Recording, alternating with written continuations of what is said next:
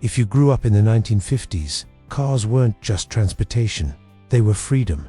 They were status. They were dreams on wheels, gleaming in the driveway like promises you could actually touch. A car wasn't something you needed.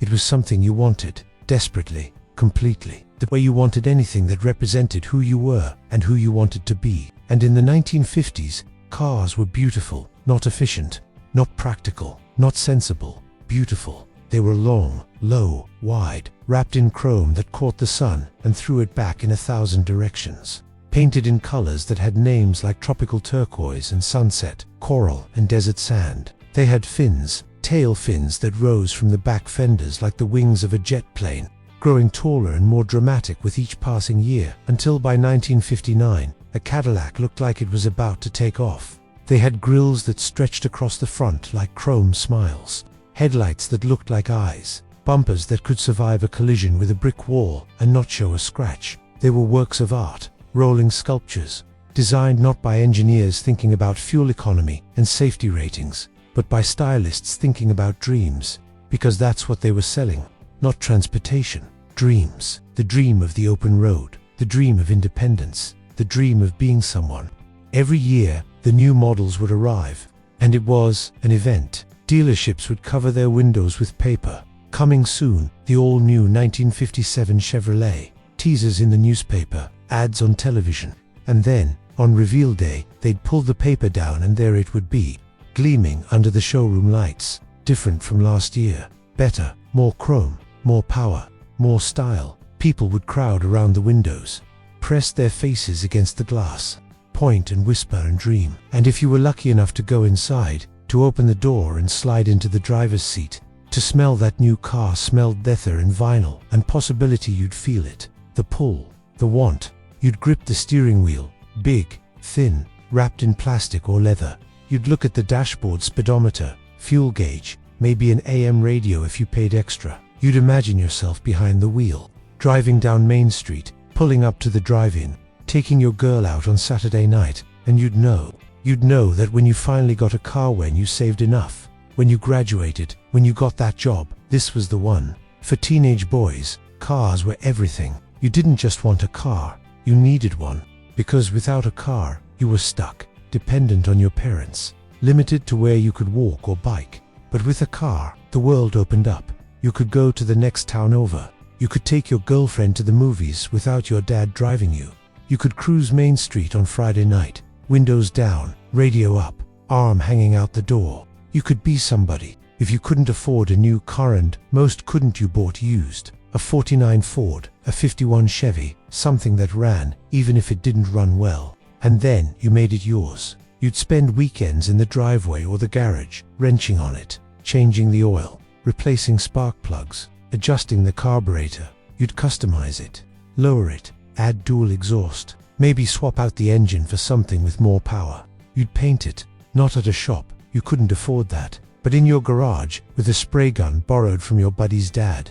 Candy apple red, midnight blue, primer gray if you ran out of money halfway through. You'd add details, fuzzy dice hanging from the rearview mirror, a steering wheel spinner, chrome valve caps, anything to make it stand out, to make it yours. And when you were done, when you finally got it running right, looking right, you'd take it out, and people would notice. Cruising was the thing. Friday and Saturday nights, Main Street would fill with cars, teenagers driving up and down, over and over, showing off. You'd see who had a new ride, who added a hood scoop or new wheels. You'd pull up next to a friend at a stoplight, rev your engine, not to race, just to say, yeah, I'm here, check it out. Girls would ride in the passenger seat or pile into the back, laughing, hair blowing in the wind.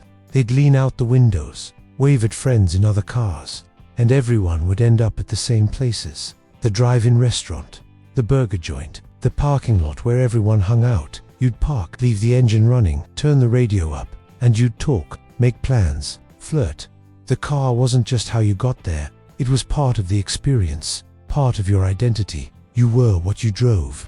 If you had a Corvette, one of those sleek, fiberglass two-seaters that looked like they belonged on a racetrack, you were cool, dangerous, someone to watch. If you had a Thunderbird, Ford's answer to the Corvette, a little more refined, a little more comfortably, you were sophisticated, smooth.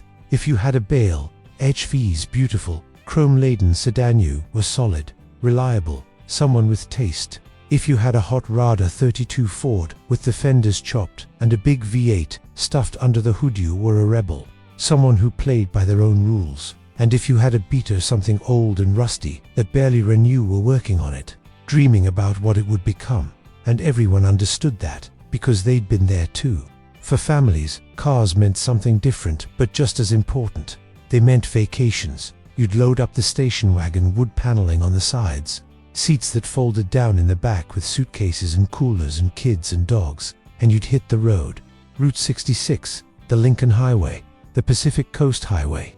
America's highways were new, smooth, full of promise, and you'd drive for hours, days, stopping at roadside attractions, motels with neon signs, diners with good pie. The car made it possible, made America feel smaller, more accessible, more yours. You could go anywhere, do anything, as long as you had gas money and a sense of adventure. Car ads were everywhere, on television, in magazines, on billboards, and they weren't selling specs. They were selling lifestyle. A Cadillac ad showed a couple in evening wear, arriving at the opera. The headline, the standard of the world. A Pontiac ad showed a young family at the beach, the car parked on the sand, kids playing in the surf. Pontiac, the car for young America. A Buick ad showed a successful businessman in his driveway, admiring his new car, while his neighbors looked on enviously. Wouldn't you really rather have a Buick? They were selling aspiration.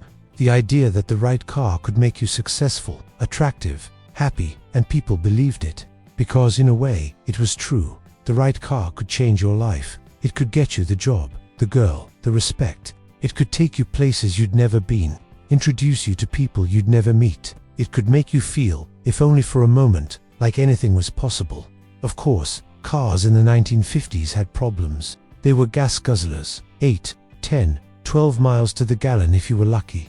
They weren't safe, no seatbelts, no airbags, no crumple zones. A serious accident often meant serious injury or death. They broke down constantly, engines overheated, transmissions failed, rust ate through the bodies, but people didn't care, or they cared less than they cared about how the car looked, how it felt, what it represented.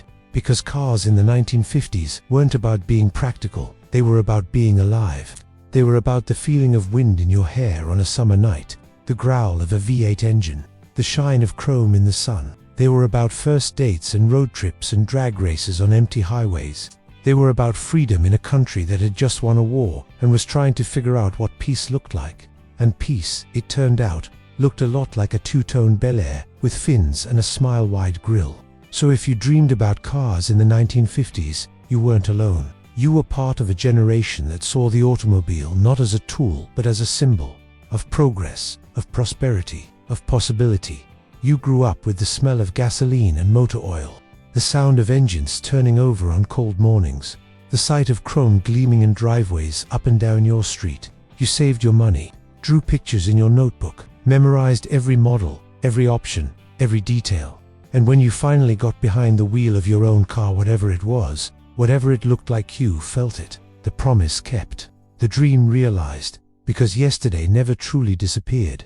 It just put the top down, turned the radio up, and drove off into the sunset. And if you close your eyes, you can still hear it. The rumble of the engine, the crunch of gravel, the laughter of friends piled in the back seat. And for just a moment, you're there again, young, free, on the open road, with nothing ahead of you but miles and miles of possibility.